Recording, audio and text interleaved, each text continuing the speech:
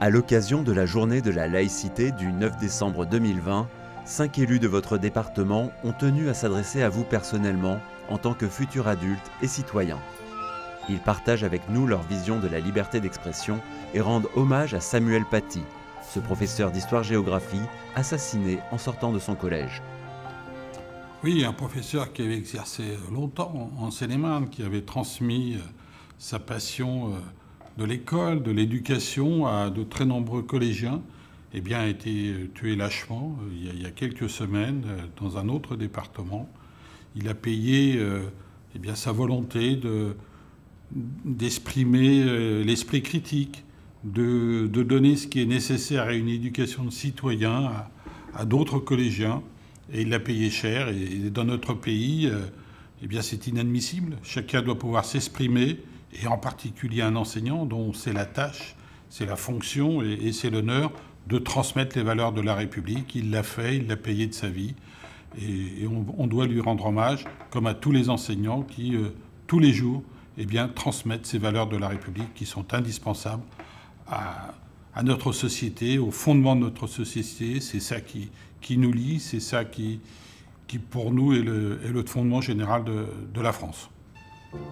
Vous êtes élu du département. Pourquoi prenez-vous la parole aujourd'hui ? D'abord, avant d'être élu, on a aussi été élève. J'ai aussi été collégien, pas très loin d'ici, à Morée-sur-Loing. Donc c'est aussi une transmission. Alors, une élue a beaucoup de choses à dire aux collégiens, parce que ce sont les adultes de demain. Et je viens aussi leur porter un témoignage, leur dire que notre rôle, c'est de faire en sorte que l'école leur soit accessible dans les meilleures conditions possibles. Vous savez, un élu, ce n'est pas qu'une personne qui est soit dans sa mairie, soit dans le conseil départemental ou dans un conseil régional. Un élu, c'est avant tout une personne de terrain qui bien travaille pour l'intérêt général et qui s'adresse à toutes les personnes de notre société et tous les citoyens. Et il est très important de s'adresser avant tout à ceux qui préparent, qui réfléchissent, qui ont conscience et qui se projettent vers l'avenir. Et forcément, en tant qu'élu du conseil départemental, avec cette compétence autour des collèges, il est très important de s'adresser à ces interlocuteurs qui sont si précieux, nos collégiens. Le collège, c'est là qu'on découvre la vie, c'est là qu'on prend un peu d'émancipation par rapport à sa famille, c'est là qu'on s'ouvre sur la société, c'est là qu'on s'aperçoit qu'il y a des choses formidables à faire dans tous les domaines, dans la vie associative et qui deviendra peut-être plus tard un engagement plus important. On a beaucoup de jeunes maintenant dans nos communes qui s'investissent et qui sont porteurs de nouvelles idées, de nouveaux regards et qui seront les élus de demain. Alors on a dans les conseils municipaux des jeunes, mais vous avez aussi les jeunes au sein des collèges. Vous avez les référents éco-responsables, vous avez bien sûr les délégués, mais ça existe depuis très longtemps. Mais aujourd'hui, on a aussi des délégués qui sont issus d'élections au sein des collèges pour s'occuper de la vie des collèges. Eux aussi, ils prennent, j'irai à bras-le-corps, les devises du collège et de la République et du citoyen de demain. Et ça, je vais dire que ça me fait plaisir. Un professeur a été assassiné car il a montré des caricatures. Peut-on parler de tout au collège ? On ne peut pas parler de tout. On doit parler de tout. L'école, c'est ce qui libère les esprits. L'école, c'est ce qui forme des citoyens responsables avec une aptitude intellectuelle à comprendre les enjeux du monde. Donc si on ne parle pas de tout, on n'est pas un citoyen libre. En tant qu'élue et en tant que maman de jeunes enfants, j'espère qu'on peut parler de tout à l'école. C'est la suite de plusieurs lois aussi en France où la République est laïque. Et je me dis, et j'espère évidemment, que c'est un endroit où chaque élève peut poser les questions qu'il ne peut peut-être pas poser à la maison. Au collège, on est de futurs adultes et c'est le moment de se construire, c'est le moment de découvrir. Se faire des idées et pouvoir y répondre, c'est aussi autoriser le sens critique, autoriser... Oui, aujourd'hui, heureusement, ça fait longtemps qu'on ne parle plus de censure. Ça serait bien qu'on n'y revienne pas. Oui, la liberté, c'est important, la liberté d'expression, oui. Et effectivement, j'espère qu'on peut poser toutes les questions et parler de tout au collège. L'école est laïque. Est-ce que ça veut dire qu'elle est contre les religions ? Non, à mon sens, l'école n'est pas contre les religions. Elle est le lieu où on peut parler de tout et évoquer toutes les questions qui nous interpellent, même si évidemment il y a des lois qui préservent la tranquillité et la liberté des élèves dans les collèges. C'est pas pour ça que ça doit les empêcher de poser les questions qu'ils ont envie. La laïcité vient d'une loi qui date du 9 décembre 1905. Et la laïcité voulait dire beaucoup de choses. C'est une séparation de l'État et aussi de l'Église, c'est-à-dire des religions. La laïcité, c'est pas être contre les religions. Ça veut dire accepter toutes les religions. Par contre, la religion ne doit pas interférer dans la vie publique. C'est autre chose. La religion, c'est quelque chose que l'on a en soi, que l'on porte. On a le droit de croire ou de ne pas croire. La laïcité, c'est le respect de l'ensemble des croyances des uns ou des autres, ou des non-croyances des uns ou des autres. Il y a une loi, celle de 2004, qui prévoit effectivement de ne pas montrer de signes de sa propre religion. Pour autant, je pense qu'on peut aborder les religions dans leur ensemble et c'est le lieu où les enfants peuvent poser des questions à leurs enseignants. Et vous voyez, je veux vous citer quelque chose qui me tient profondément à cœur. C'est dans l'histoire de France, ces moments de fraternité où toutes les religions ont été unies. Avant la guerre de 14, la France était déchirée entre les catholiques d'une part et les laïcs de l'autre. En 1914-1918, dans l'âpreté, la dureté des combats, les Français se sont réunis.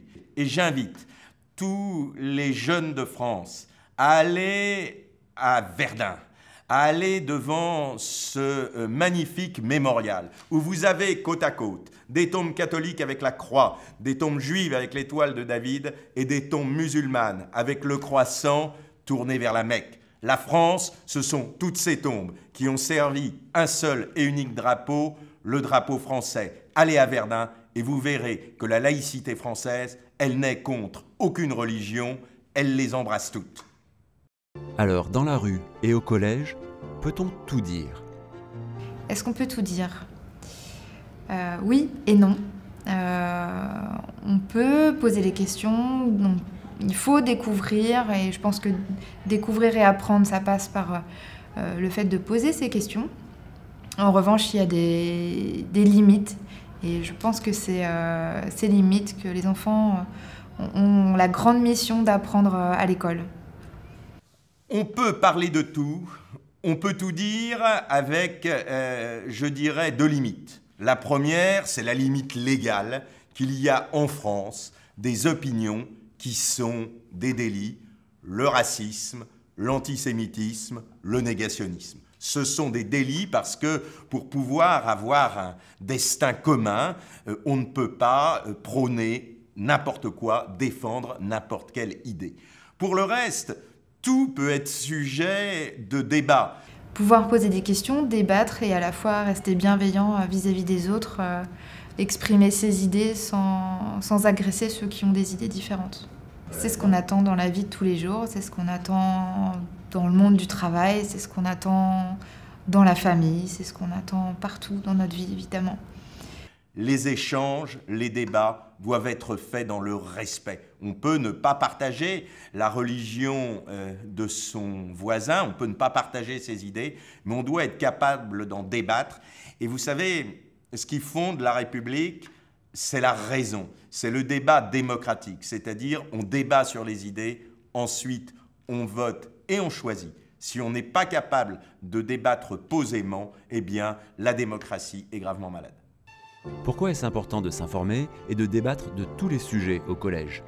Aujourd'hui, le collège, c'est l'espace où, après l'école élémentaire, on apprend et on continue à grandir. Et le collège, c'est l'ouverture sur la vie. On quitte sa famille avec la famille qui a ses codes, ses habitudes.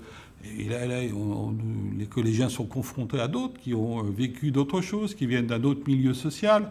C'est un lieu d'échange. Et c'est important d'avoir son esprit critique, d'arriver à se forger sa propre opinion, sa propre idée. C'est comme ça qu'on devient un vrai citoyen. quand on parle effectivement de République, dans la République, nous parlons de la démocratie. Et cette démocratie, eh bien, il est important de l'apprendre aux collégiens et qu'ils puissent comprendre à quoi elle sert et en quoi ils ont leur importance du droit de vote, du droit d'expression, justement, le droit de prendre la parole. Vous savez, pour prendre des décisions, et dans une vie, et je le dis à nos jeunes collégiens, vous aurez des décisions à prendre et vous aurez des décisions difficiles dans votre vie. Et l'intérêt de l'enseignement qui a lieu à l'école, des échanges qui ont lieu, c'est justement de pouvoir décider avec intelligence. Et pour décider avec intelligence, on ne peut le faire qu'avec le savoir, ce que vous enseignent vos professeurs, et l'esprit critique. C'est-à-dire regarder les informations qu'on reçoit pour savoir si c'est sérieux ou pas. Le département peut-il accompagner les collégiens dans leur parcours vers la citoyenneté ? Oui, eh bien, le département soutient justement les collégiens dans leur parcours, puisqu'il investit beaucoup dans leurs différents projets. Les enseignants, avec les collégiens, eh bien, créent et demandent au département de les accompagner dans cette citoyenneté. On a décidé ensemble de créer ce parcours collégien. Et dans ce parcours collégien, vous avez aussi le parcours du collégien citoyen, vous avez le parcours du collégien éco-responsable avec toutes les connotations environnementales. Et tous ces sujets vont être abordés à travers, bien sûr, des actions éducatives. On peut avoir tout sujet, mais aussi, ils vont pouvoir travailler sur l'engagement et le rôle du collégien citoyen de demain. Donc ça va nous permettre de, entre autres, parler de laïcité, parler de responsabilité, parler d'engagement. Oui. La devise de la République, c'est liberté, égalité, fraternité. Une belle devise, mais qu'est-ce que ça veut dire concrètement ? C'est vrai que c'est une belle phrase. Je pense aussi que c'est une chance. On vit dans une République où effectivement il y a des valeurs qui sont portées chaque jour. Liberté, égalité, fraternité. C'est une devise pour laquelle des hommes sont morts. Dans toutes les guerres que la France a connues en 14-18, en 1940, et je pense à tous les résistants qui ont fait le sacrifice de leur vie. Cette devise, elle engage totalement. Il y a des gens qui se sont battus pour que cette devise soit inscrite sur les collèges, sur les frontons des mairies, sur nos monuments publics. Donc ça veut dire que ces personnes croyaient à quelque chose. C'est-à-dire que la liberté, avant, elle n'existait pas. Donc il a fallu la conquérir. La liberté, qu'est-ce que c'est ? Ça veut dire que vous pouvez aller où vous voulez, vous pouvez dire à peu près tout ce que vous voulez tant qu'on ne dépasse pas ce que la loi interdit. Vous pouvez croire ce que vous voulez. Et la règle générale, c'est que votre liberté cesse où celle des autres commence. Et il y a encore beaucoup de pays qui n'ont pas cette liberté. Donc c'est quelque chose d'important. L'égalité, c'est l'égalité, par exemple, d'être dans les écoles. Que tout le monde puisse avoir le droit à l'instruction. C'est ça l'égalité, l'égalité des chances. C'est-à-dire que la République vous permet, quel que soit votre niveau social, d'avoir les mêmes chances. Il y en a qui ont plus de chances que d'autres à un moment donné. Ceux qui ont moins de chance, il faut que les autres les aident. C'est ça la fraternité. Et à un moment donné, ça peut être le contraire. Donc il y a toutes ces notions qui créent vraiment une société qui sont les fondements de notre République. Et ça va être à vous aujourd'hui de poursuivre la chaîne et pour que notre pays, la France, soit toujours un pays fraternel dans lequel il fait bon vivre et où chacun puisse vivre et s'exprimer en toute liberté.